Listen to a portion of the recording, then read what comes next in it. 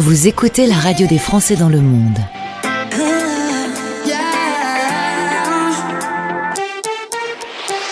Le podcast.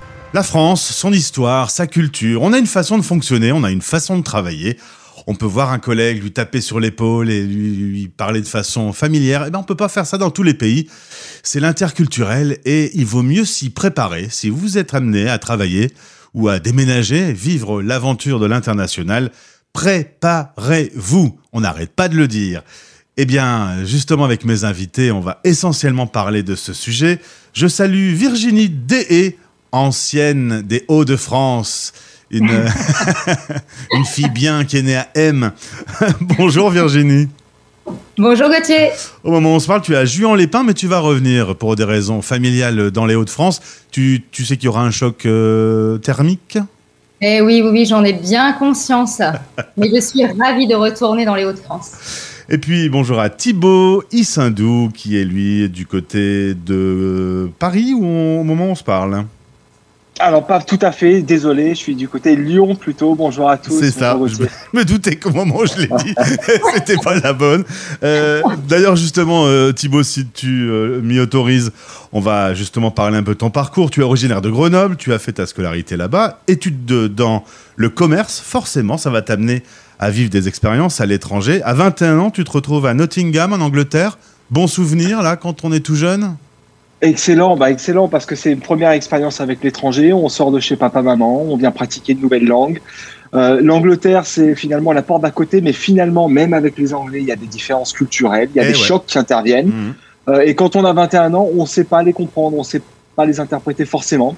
Donc il y a l'école qui nous prépare un peu, mais il y a aussi l'expérience de tout à chacun, la pratique de la langue qui fait qu'on s'adapte plus ou moins vite à la culture locale. Alors on le dit souvent, on le dit très très souvent sur l'antenne de la radio des Français dans le monde, c'est pas parce qu'on part en Europe et qu'on va chez des voisins qu'il n'y a pas cette différence culturelle, et au contraire on ne s'y prépare pas parce qu'on ne s'y attend pas, et c'est parfois d'autant plus violent. Tu vas ensuite connaître une expérience à Shanghai. Alors là, cette fois-ci, là on sait que ça va être différent. Ouais, là pour le coup, dès qu'on parle de l'Asie, on a tous en tête des chocs, des différences, et il y en a évidemment. Et la Chine, c'est pour ça que j'y suis allé. Moi, j'avais le goût l'envie de la découverte et de prendre quelques claques dans la gueule culturelle. Et j'ai adoré ça parce qu'à 24 ans, c'est le bon moment aussi pour vivre ces expériences. Là, je l'ai tellement adoré d'ailleurs que l'année suivante, je suis parti à Bangalore, sud de l'Inde, la Silicon Valley indienne, avec toutes ces boîtes étrangères. Et là, l'Inde, pays aussi magnifique et riche culturellement, où j'en ai repris une bonne partie d'interculturel avec le sourire. Après, c'est l'amour qui va t'amener sur un autre continent, direction le Mexique. Par amour, et ça a plutôt bien fonctionné, puisque c'est aujourd'hui la mère de tes enfants. Vous avez 2 enfants, 8 et 12 ans, qui sont donc binationaux, du coup. Exactement. Donc là, le Mexique, nouvelle langue. Donc on le dit, il faut toujours acquérir une nouvelle langue, c'est acquérir une nouvelle âme. Donc je me suis mis à l'espagnol. Par amour cette fois-là, et puis j'ai découvert une nouvelle partie du monde, effectivement, le Mexique, avec les beautés de ce pays-là, et donc j'ai épousé cette jeune femme qui est devenue la mère de mes enfants, et donc je vis l'interculturalité aujourd'hui à Lyon, à la maison, au quotidien, exactement. Retour en France ensuite à Paris, tu vas travailler chez Berlitz, et c'est là que je vais basculer du coup sur notre deuxième invité. Vous avez vu le travail, c'est un truc de fou, hein. Virginie, bienvenue. Comme je le disais, tu étais dans les Hauts-de-France pour commencer ta carrière d'étudiante avec des études commerciales. Tu vas quand même avoir une aventure à l'international, puisque en travaillant chez Berlitz, on va te proposer d'ouvrir les bureaux du Luxembourg. Tu vas y vivre pendant 8 ans. Alors là, on est dans un cas concret, c'est juste à côté, ça colle la France, et pourtant, c'est pas tout à fait les mêmes habitudes au quotidien.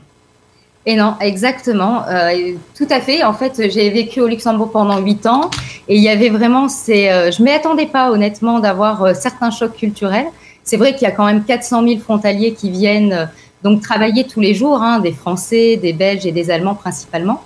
Mais il y a quand même 170 nationalités là-bas qui vivent donc au Luxembourg. Donc j'ai vécu aussi certains chocs culturels. Même si on reste en Europe, il y a aussi pas mal de choses à prendre en considération. Et puis il y a la gastronomie au Luxembourg, il faut aimer la saucisse. C'est ça, il faut aimer la saucisse. C'est très germanophone quand même. Ouais, très germanophone. Un petit mot sur Berlitz, qui est une marque qui doit parler à nos auditeurs, puisque une marque qui est connue par ceux qui vivent l'expatriation.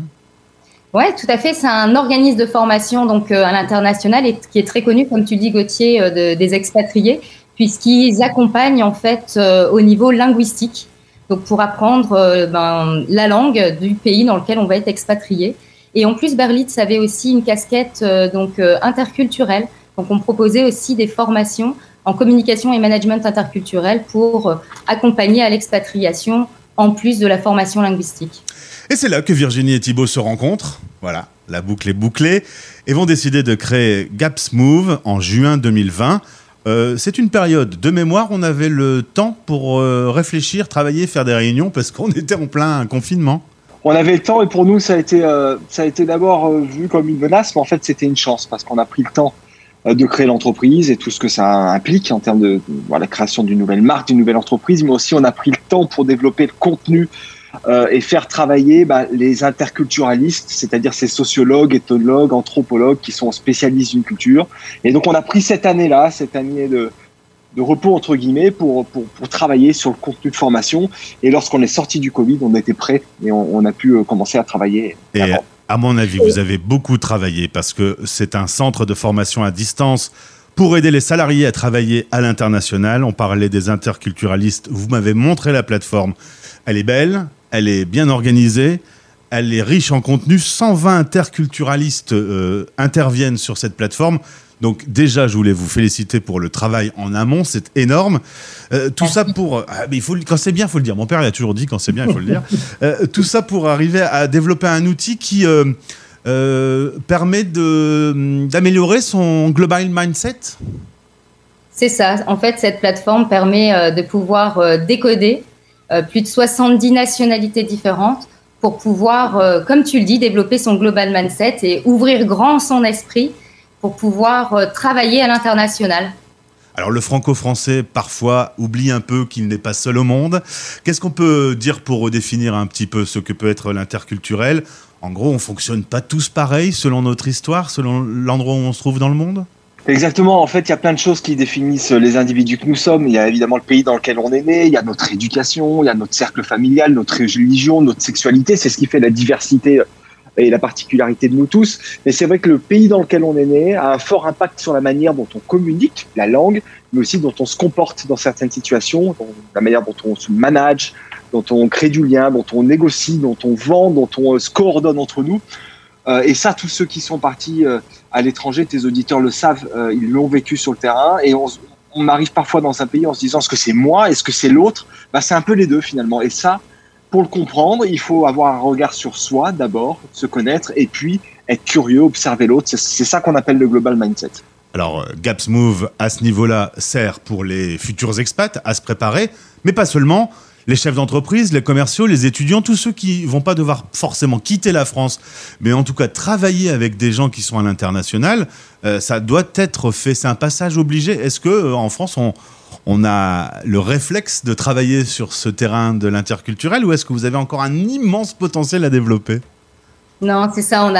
Effectivement, il y a une sensibilisation qui doit être faite et on est là pour ça, justement, sensibiliser les chefs d'entreprise, les DRH, les écoles, à sensibiliser de plus en plus leurs collaborateurs ou les étudiants à développer justement ce global mindset parce que malheureusement, il y a encore effectivement du chemin à parcourir puisque c'est vrai que quand on communique avec un interlocuteur étranger, la première barrière à laquelle on pense, c'est la barrière linguistique. Donc on se dit, je vais former à l'anglais par exemple, sauf que derrière, il y a ce qu'on appelle la langue silencieuse qui est la culture et c'est là où on peut peut-être commettre plus d'impairs que de mal s'exprimer en anglais. Puisque ça peut créer des frustrations, des malentendus, voire des négociations qui perdurent, des fusions-acquisitions qui échouent. Donc oui, Gauthier, il y a quand même un long chemin à parcourir encore. Si je suis chef d'entreprise français, que je suis content d'avoir fait affaire avec un Chinois et que je lui tape dans le dos et que je lui caresse la nuque, ça pourrait être catastrophique en fait. On ne se touche pas avec les Chinois. Oui, exactement. Il y a pas mal de cultures comme ça où on ne va pas vers l'autre aussi facilement. On ne touche pas l'autre autour des Chinois ou de la culture japonaise. Il y a une bulle invisible qu'on transperce pas, qu'on ne traverse pas. Effectivement, vous pouvez passer 2 mois à négocier un super contrat et vous pouvez tout faire capoter en quelques avec minutes une connerie parce comme que ça. voilà, une méconnaissance de la culture et justement ce rapport à l'autre, à la proximité physique, qui peut créer un malaise. Et vous le verrez même pas, si ça se trouve, vous direz, bah voilà, le contrat a capoté parce que j'ai pas été bon sur la négo. Non, peut-être qu'il a suffi que en fin de réunion, vous ayez tapoté dans le dos ou sur la tête de votre interlocuteur pour que ça ait fait capoter le contrat. Il y a l'humour aussi qui peut poser des problèmes. Il y a plein de dimensions qu'on n'a pas forcément, dont on n'a pas la maîtrise. Et tu as raison, en effet, Virginie, il n'y a pas que la langue. Et il faut connaître aussi la façon de fonctionner avec l'autre. Exactement. Alors, il faut savoir que le site est très complet. Ça passe par des présentations vidéo. On apprend d'abord à se connaître soi-même, savoir quel type de profil on a. Et ensuite, on est en relation avec des choses qui sont très pragmatiques. Vous avez vraiment tenu à ce qu'il y ait des gens qui parlent et qui donnent des choses concrètes à faire. C'est ça. On a vraiment développé du contenu pour vraiment coller à la réalité opérationnelle. Quand je dis ça, c'est vraiment dans le monde professionnel. Vous allez retrouver des vidéos très courtes, impactantes, avec du contenu ultra pragmatique, comme comment créer du lien avec un Allemand, comment réussir une négociation face à un Chinois, comment animer une équipe aux États-Unis, etc. Et on est vraiment sur ces nouveaux modes d'apprentissage et qui plaît beaucoup aux apprenants, que ce soit dans le monde de l'entreprise ou dans le monde de l'enseignement supérieur, avec du micro-learning où on a mis vraiment la vidéo au cœur de l'apprentissage. C'est des capsules courtes de 3-4 minutes avec du contenu, vraiment de la profondeur de contenu. Ça, c'était vraiment très important pour nous de délivrer du contenu ultra pragmatique et vraiment très adapté, comme je le disais, à l'environnement dans lequel on évolue. Alors, je vous invite à aller faire un tour sur le site gatsmove.com. En tout cas, Virginie, Thibaut, bravo pour le travail, bravo pour le site. Allez découvrir Gatsmove. On en reparle prochainement sur notre antenne. Et belle journée à vous. Merci, à bientôt. À bientôt. Françaisdanslemonde.fr